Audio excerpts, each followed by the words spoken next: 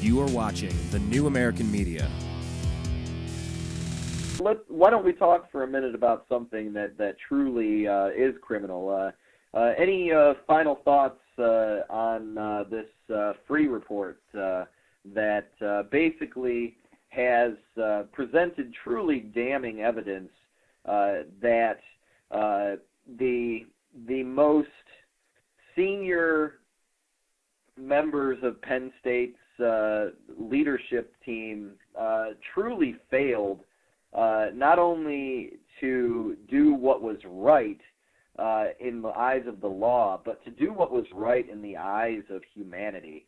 And to think that Joe Paterno, someone who up until a year ago, less than a year ago, up until 9 months ago, was going to go down in history as he probably had a pretty good case at sainthood, and that's gone now, you know, and you are always left with that last image that you have of a celebrity or of a coach or of a player, or, you know, all it takes is that tower to come crumbling down, and those bricks can never be rebuilt in the eyes of the public, nor should they be in his case. Well, I'll tell you what, it's undefensible. You know, I mean, you'll find a lot of Cleveland sports fans that say exactly what LeBron James was darn near criminal. That it was so disappointing. No, I mean, but obviously when you compare it to something serious like this, you know, when it happened, I will say that we talked about it on we talked about Joe Paterno and Jerry Sandusky on the air on previous episodes of the Unhappy Hour, and at the time it was, you know, that Joe Paterno was being treated unfairly. He was a scapegoat, and look, a few months later, he dies. You know, you take away the only thing that this guy might have been living for, and he passes away. And it was kind of like, you jerks. And I'll tell you what, you look at the story. any answer that doesn't start and end with the simple phrase of, okay, would you please arrest this man? He was raping a boy. Put him in jail. I don't know what I just saw. I don't know how he thinks that's okay. But there's a monster who was just assaulting this young boy, ruining his life potentially. Put this monster away. And I'm in favor of public executions for this, Brandon. You know, I think this stuff is ridiculous. The recidivism rate for sexual abusers like this isn't, you know, two people went out drinking and you weren't there, you didn't see it, you don't know what was said. But this is more like pulling over in the side of a van and grabbing somebody and putting a knife to their throat and being a monster. And those people don't heal themselves. There's something wrong in the brain that does that. And if Joe Paterno knew there was even a hint of this, and that he wanted to push it aside for any reason. Yeah, you hear the word humane. Well, we want to treat him humane. Do you care about treating the kids humane? You also hear that this was around a time where people were saying that it's time for Joe Paterno to go. Okay, was he doing this to save his job? Was he doing this because he's a closet pedophile? You know, it opens up so many disgusting questions. There's no way to repair this image. Joe Paterno cannot wash his hands of being attached to the filth of what Jerry Sandusky had been doing for decades. It's not, you know, it's not a slip up. It's not a mistake. It's not a regrettable decision. It's not something, if I had it to do over again, I would have done it differently. I made a poor choice. Whatever. This is a monster for decades abusing people. Had he addressed it when he should have, if the president of the school should have addressed it when they should have, it could have protected decades of children. This is foul, you know. And people are talking about, does Penn State, do the Nittany Lions deserve the death penalty in football? Well, I would say Jerry Sandusky deserves the death penalty for molesting children, and Joe Paterno is no longer with us. I think it's just deplorable, Brandon. Well, you know, why don't we end with the you mentioned the NCAA possibly sanctioning the team. I personally don't think that the NCAA should have anything to do with this.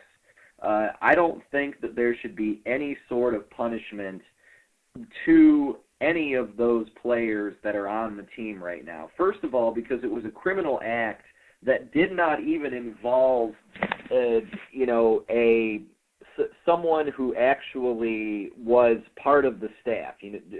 Jerry Sandusky hadn't coached since 1999, when he basically was forced to retire after the initial investigation happened in '98.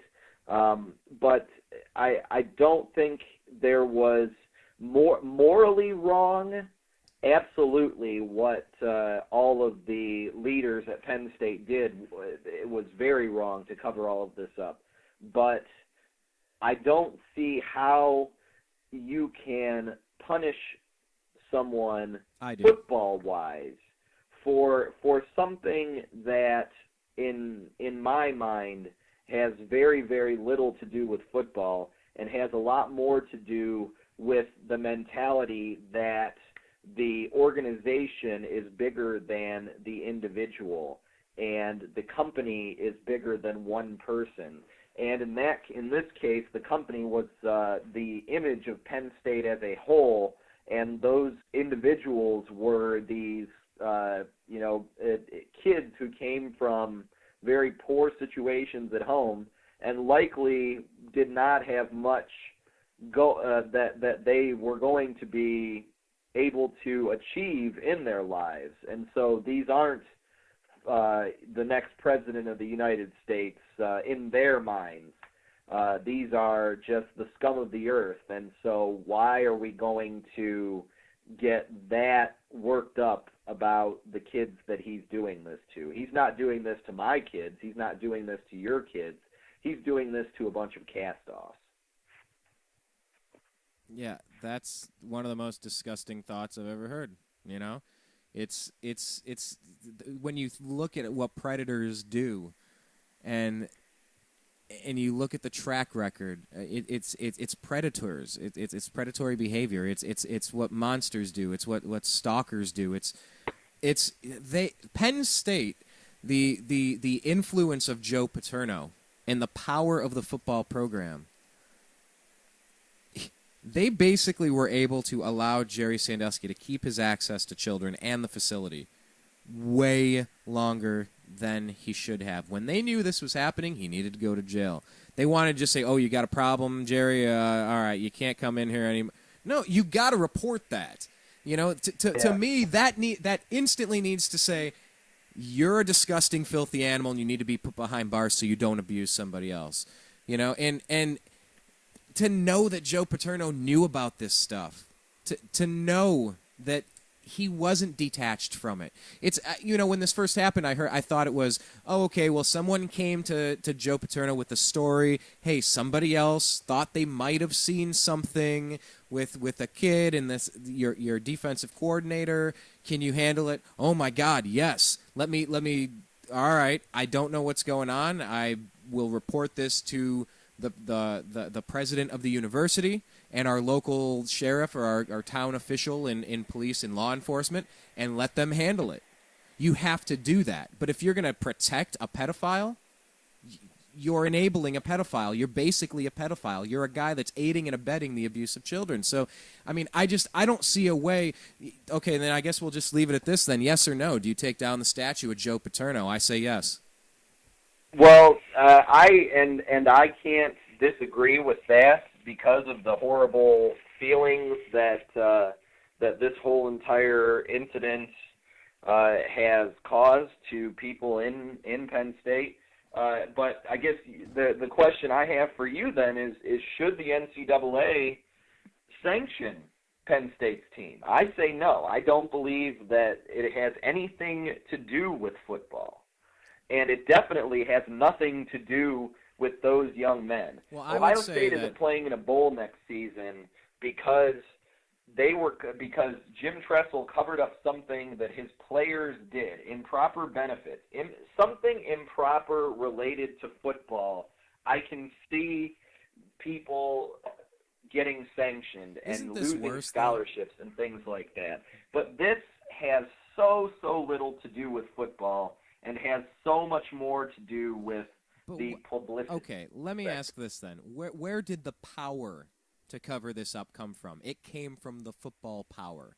It came from the money and the influence of the football program. No, I know it's not directly related, and let's not forget. I mean, let's think about this. It's cool for Penn State, who had Jerry Sandusky as their coach, who had Joe Paterno as their coach, had the same president that's allowing and covering up decades of child abuse under the guise of, hey, come to our Penn State Nittany Lion football program, kids. Hey, we'll help you get some confidence. We'll help you get in shape. We'll give you something to care about under the guise of attached to the Penn State football program. You tell me, Brandon, is it cooler, is it more fair for Ohio State to sit on the sidelines during bowl games because, drumroll please, they got some tattoos? I know it was a little more complex and complicated than that, but really, at the end of the day, this is selling their own necklace or their own pair of golden pants from beating Michigan and trading a tattoo for an appearance or something. Okay, maybe not allowed, but definitely not despicable, deplorable, and criminal-worthy. I mean, is it more fair that Penn State get to continue their bowl chases this year while Ohio State sits on the side for tattoos? I get what you're saying. It's not football related, but it is. It was the magnet that drew these at-risk children to the monsters that were abusing them. And the football program aided and abetted that for extra years because of the influence of Joe Paterno. And he ran that organization for decade after decade after decade. He was the face of their football program. He was the one calling the shots in their football program. I think you have to suspend the program. I know these current kids didn't do anything wrong, but still, weighing one against the other, it's hard to come out and say that the more appropriate sanction is Ohio State. Okay, so say that a number of players on Penn State were dealing drugs and using their celebrity as football players to get clients because people wanted to, wanted to be able to say they bought drugs from, a Penn State player. And then those players got busted. They were all prosecuted, tried, and sent to jail for their crimes. Should that football team lose scholarships because of a criminal act that really had nothing to do whatsoever with what was going on the football field? I take your point. I'm not strongly tied to this, but you got to penalize this organization somehow. Maybe you don't hurt the kids because the kids weren't abusing people. They weren't. This was a criminal. I get you. Away from a school because someone was a pedophile? Do you? I mean, how is this at all? At least you can say with the Ohio State situation that at some point there were student athletes who directly committed a wrong, okay? And it wasn't even like when you're talking about coaches that commit these wrong acts that cause their teams to lose scholarships and to be ineligible and stuff like that, improper benefit types of things. There is always a two-way street between a coach and a player. Even if the player isn't at fault, the coach is trying to do something to give their team some kind of a competitive advantage. This has nothing to do with either the coach trying to give the team the competitive advantage or a player using their notoriety in order to receive benefits or anything like that. This has nothing to do. The benefit. What I am saying is I absolutely agree that it is far, far, far more despicable than anything that happened with the Ohio State situation. But what I'm saying was that situation was not criminal. The only thing that was criminal from the Ohio State situation was that the tattoo artist who was being investigated actually was a drug dealer, and that's how all of this came out. That was the actual criminal act, and besides that, the NCAA did their part as far as monitoring what the coaches and their players were doing. And so that's how all of that happened. This is so far out of the spectrum of what happened with the NCAA. I just don't see where it becomes the NCAA's burden. I I don't think it's the NCAA's problem to have to police the morality of the decisions that people make in their lives. Okay, let me phrase it this way then, because I get what you're saying. You're not making irrelevant points. I'm not disagreeing with you in the with the concept of what you're getting at. I see the distinction. I take that as a valid point. But let me add to that valid point. If you had a singular player, call it the quarterback, on Ohio State, who was signing autographs and making $10,000 on the side, he gets caught by the NCAA, what do you expect an appropriate reaction to be? Maybe that player could face some sanction, suspension, or being booted out of the league, depending on the severity of it, right? The player would be sanctioned. Okay, so yes, the player would be suspended for that. Okay, so the player is suspended. Would the team lose scholarships or the chance to be able to play in bowl games because of that? I would say I don't think that would be appropriate for what one player is doing. I don't think that's right. Okay, so what we're agreeing on there. Now, let's say that the Ohio State head coach, Jim Tressel, is covering up an NCAA investigation to get at the cause of what's really going on there. Now does the team face sanction with bowl games and suspensions and different scholarship options because the head coach was covering up an NCAA investigation? And lying to the NCAA is why the Buckeyes were docked their bowl eligibility for this upcoming season. Okay. If people would not have covered that up, those players all would have been suspended. Which they were. It would have hurt his program, especially losing Terrell Pryor. Who cares about the other guys? Even Boone Heron had his ups and downs. But Terrell Pryor was definitely the reason that Jim Tressel decided to cover that up. And lying to the NCAA, having the NCAA be involved, that was what was the true infraction that caused the bowl game to be docked. If he would have outed the players and had them get their punishment or tried to punish them in-house for that, they would have been suspended for so many games or whatever, and that probably would have been the end of it. Okay, now exactly. Now let's change that uniform from the scarlet and gray. Let's put a Nittany lion on it. Let's say a quarterback of a fictional Penn State team. A quarterback is busted by the police for sexually abusing a child in the raping. I mean, what sexual abuse? Raping a child in a Sears changing room. If the quarterback of Penn State is caught by police raping a child in the dressing room area of a Sears, what would the NCAA reaction be to that? What would make sense there? Maybe the player would be suspended, right? Removed. It's a criminal matter.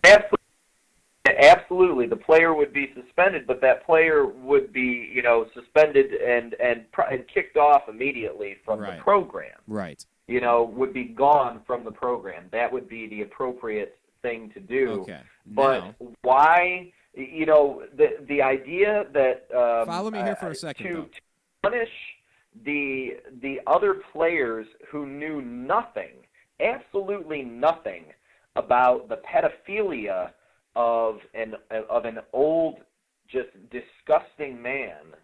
I don't see how that's their fault. Okay, let me continue. Let me continue here, because so if the fictional Penn State quarterback is molesting a child, raping a child in the dressing room of Sears, the appropriate response is to prosecute under the legal guidelines and immediately remove him from your team. Now, you have a situation where Joe Paterno and the entire Penn State organization was informed that their quarterback, change it to defensive coordinator, was raping children on Penn State facility. What did they do?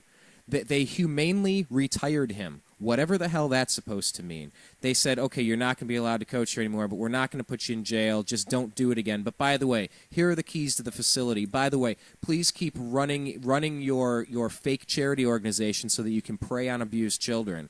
So that's point number one. Point number two, you have Joe Paterno. You have the Jim Tressel of Penn State, who is covering up for Terrell Pryor, a.k.a.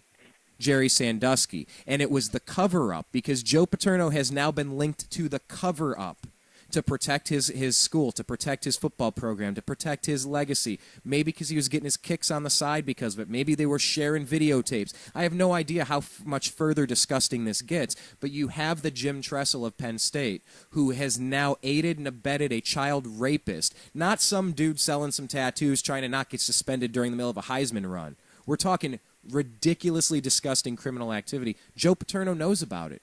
These reports are clearly showing that Joe Paterno knows. And for, another 10 years, another 15 years, however long the years were, all of those extra abuses happen because of Joe Paterno. If you can suspend an entire team and strip some scholarships because you're helping a player try not to get kicked out of college football for signing some autographs or getting paid for an appearance at some nightclub or something, or selling some of his own personal property. Jim Tressel lost his job. The Buckeyes had a 2-year rebuild and just collapsed because of it. That was because of tattoos and selling their own personal property. Joe Paterno and the Penn State organization. Imagine if this went up to the Ohio State Buckeye organization and the president of the school knew about the pedophilia. I mean, yes, I think this is how it connects here, because the coach was covering up for not some tattoos for cash or whatever the case is, or signatures for cash for autographs, whatever. This is Joe Paterno covering up for a rapist. That's why I think it's relevant. So let me ask you this: put yourself in the shoes of a 19-year-old kid, and let's make it, for the listeners out there that don't know, both Brian and I both graduated from Bowling Green State University in Ohio. Urban Meyer was the coach at the time. Say that you are a 19-year-old freshman at Bowling Green, and you are on a scholarship for your hard work, for your grades, for your athletics, whatever it may be. You are on a full ride there. And the president of the university has been covering up something that has been going on with one of his or her senior executives, who has been committing crimes just as despicable, is a molester, and has covered it up because of the fact that they didn't want the bad publicity to come to their university. Now, it all came out. The publicity, the horrible publicity, is there 100-fold more than if they would have come out with it to begin with. It's there 100-fold more, but it's out there. The president of the university is fired.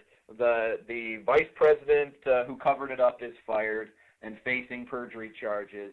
The person who is committing the pedophilia is in jail and has been sent to prison.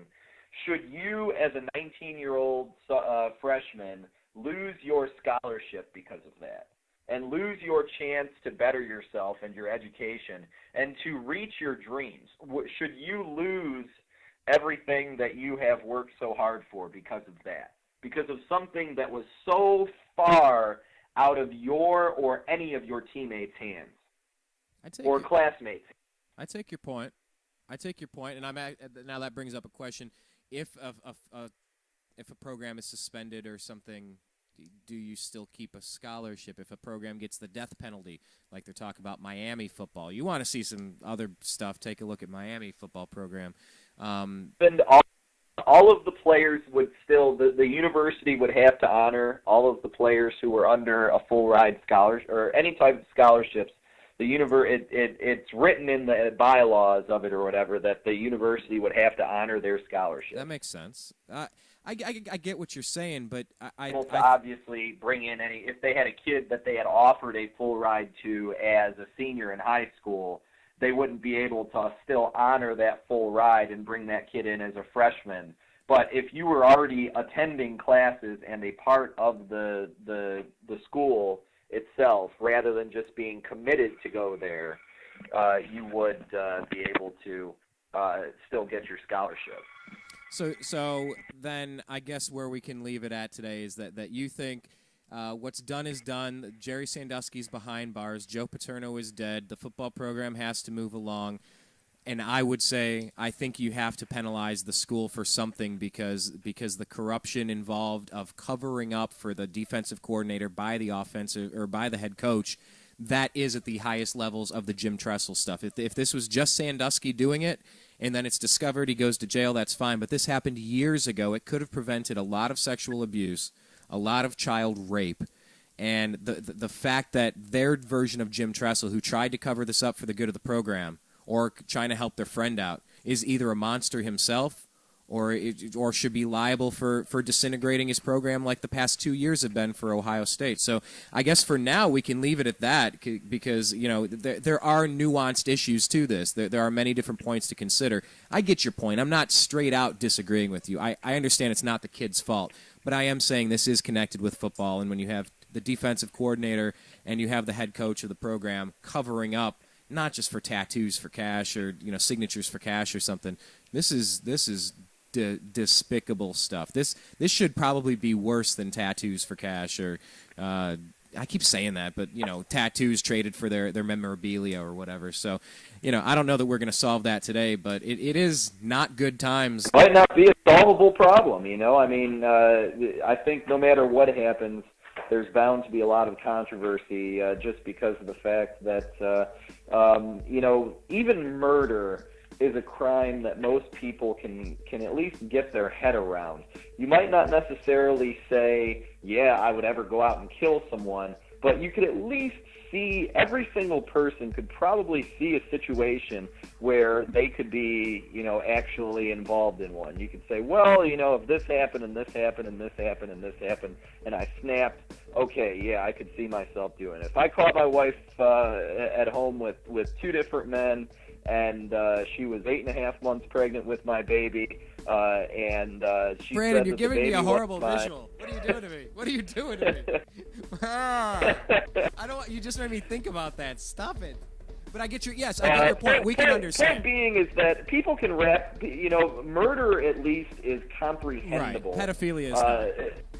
Is just not. No, I could never accidentally rape a child. That's not in my DNA. I find it deplorable. It's like animal abuse. You know, if you're not hunting for food, why are you going to torture animals? Or, you know, I can't wrap my head around certain crimes. And, yeah, that's why this is so deplorable, so despicable, because you don't accidentally have one beer too many and it was a bad night and you made a bad decision or something. This is a monster preying on the weak and vulnerable and innocent. And, yeah, you can't defend what Jerry Sandusky did. So I'll tell you what, we're going to keep following this story as long as it takes. And I don't think we're done hearing about it, unfortunately. But hopefully more people will wake up and try to keep everybody safe and keep an eye on the kids. You know, you're going to have a child coming up soon, and we hope that they're protected as well. So, Brandon, this is where I would normally give out give them your Twitter information where they can find you and keep up to date with your sports ramblings. But we don't have that yet. I guess maybe next Friday we can plan on talking with you again. Some more Cleveland Browns and NFL and college football action, right?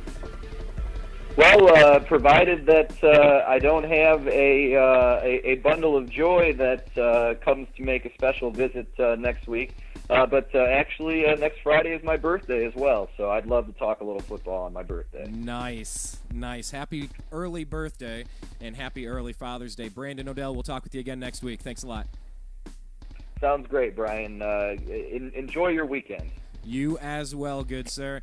That was Brandon Odell talking with us about some Cleveland Browns, Ohio State Buckeyes, NFL action. I mean, we're just getting ready for football. I want to thank our sponsor for today's show. That's 3 Black Cats. You can go online and take a look.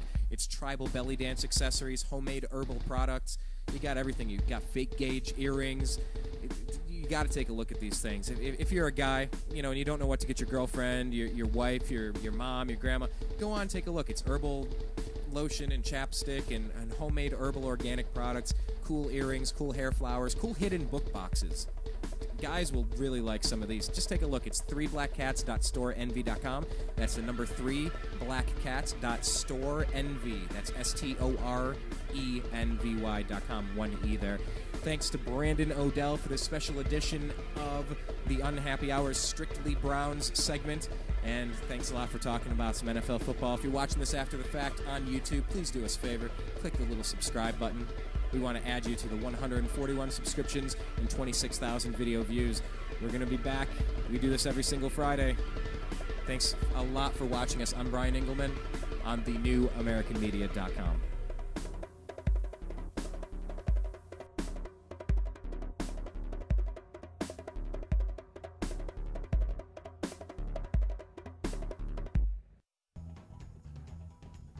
You were listening to The Unhappy Hour Sports Radio Show on the NewAmericanMedia.com.